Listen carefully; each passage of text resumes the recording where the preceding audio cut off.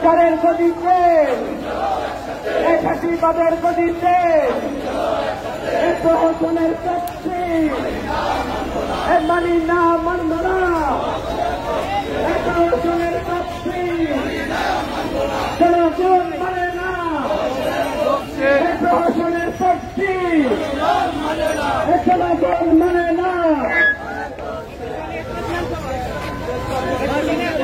সবাই পিছনে আসি, পিছনে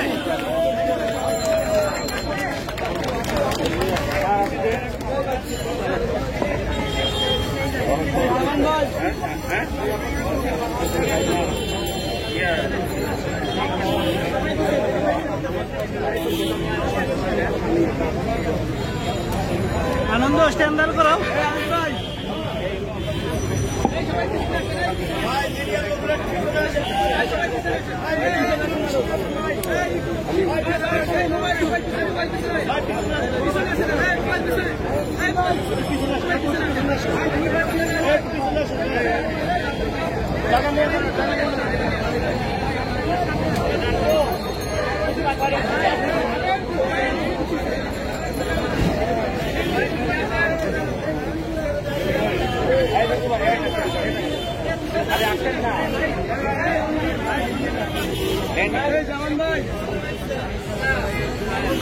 সবাইকে পিছিয়ে দেবেন, জায়গা হোক পিছিয়ে দেবে আইন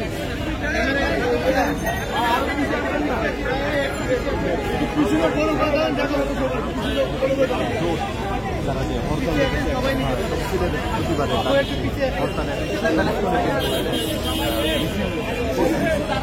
পিছনে এসে পড়ি, পিছনে সংগ্রামী উপস্থিতি, আপনারা জানেন সারা দেশের মানুষের প্রতিবাদ বিক্ষোভ সবকিছু উপেক্ষা করে এই শেখ হাসিনা সরকার শুধুমাত্র ক্ষমতায় থাকার জন্য, শুধুমাত্র ক্ষমতাকে আঁকড়ে ধরার জন্য সারা বাংলাদেশের মানুষকে উপেক্ষা করে শেখ হাসিনা সরকারের আজ্ঞাবহ নির্বাচন কমিশন কালকে তফসিল ঘোষণা করছে। এই তফসিল ঘোষণা করার সাথে সাথেই গণতন্ত্র মঞ্চ সহ সকল বিরোধী দল তা ঘৃণা ভরে প্রত্যাখ্যান করে, সারা বাংলাদেশের জনগণ ঘৃণা ভরে প্রত্যাখ্যান করেছে কালকে। আজকে আমরা এই তফসিলের বিরুদ্ধে, এই একতরফা তফসিলের বিরুদ্ধে গণতন্ত্র মঞ্চ হরতালের কর্মসূচি আহ্বান করেছে। আজকে এই জনগণের স্বতঃস্ফূর্ত হরতাল কর্মসূচি সমাবেশে, আজকের এই সমাবেশে সভাপতিত্ব করবেন বিপ্লবী ওয়ার্কার্স পার্টির রাজনৈতিক পরিষদের সদস্য আকবর খান। আমাদের মাঝে এ পর্যায়ে বক্তব্য রাখবেন। আমাদের মাঝে উপস্থিত আছেন জননেতা, গণসংহতি আন্দোলনের প্রধান সমন্বয়কারী জননেতা জুনেদ সাকি। আমাদের মাঝে উপস্থিত আছেন জাতীয় সমাজতান্ত্রিক দল জেএসডির সাধারণ সম্পাদক, গণতন্ত্র মঞ্চের বর্তমান সমন্বয়ক শরীফুদ্দিন মাহমুদ সকল। আমাদের মাঝে উপস্থিত আছেন পাশানি অনুসারী পরিষদের আহ্বায়ক জননেতা রফিকুল ইসলাম বাবলু, বীর মুক্তিযোদ্ধা রফিকুল ইসলাম বাবলু।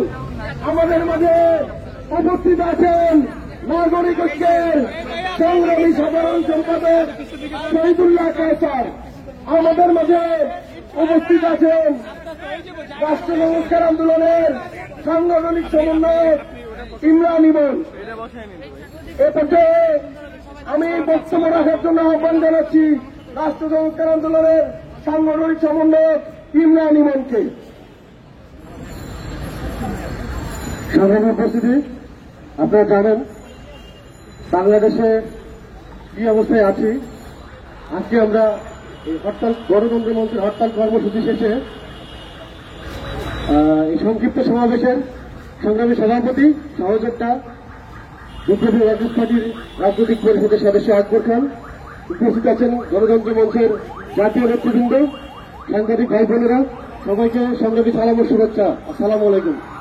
বন্ধুরা জানেন গতকালকে বাংলাদেশের এই অবৈধ মাফিয়া সরকার এবং তার তত্ত্বাবধায়ক নির্বাচন কমিশন একটা একতরফা প্রহসনের নির্বাচনের তফসিল ঘোষণা করেছে এবং তার সাথে সাথে বাংলাদেশের সকল রাজনৈতিক দল, সকল গণতন্ত্রকামী মানুষ ঘৃণা করে তা প্রত্যাখ্যান করেছে।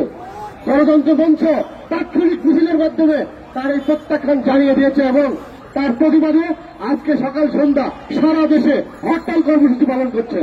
বন্ধুরা, আমরা এই অবৈধ মাফিয়া সরকারকে স্পষ্ট করতে চাই, বাংলাদেশে 2014 কিংবা 2011 মতো কোন প্রহসনের নির্বাচন আর হতে দেওয়া হবে না।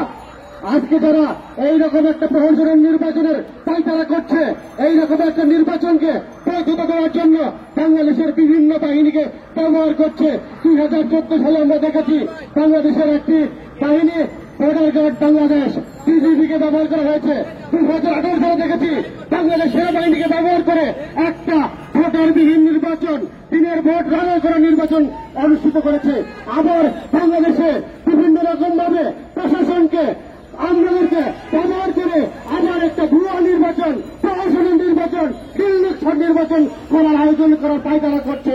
বাংলাদেশের মানুষকে নিয়ে আমরা এই পায়তারার নির্বাচন, এই প্রহসনের নির্বাচন রুখে দিতে চাই।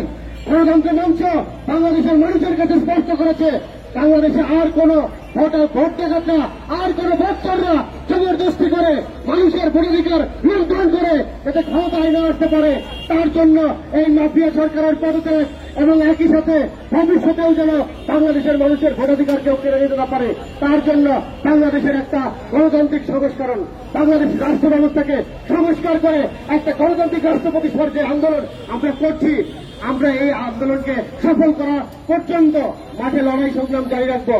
বন্ধুরা, আজকে গণতন্ত্র মঞ্চ সেই আন্দোলনে ডাক দিয়েছে, বাংলাদেশের মানুষকে আহ্বান করতে চাই।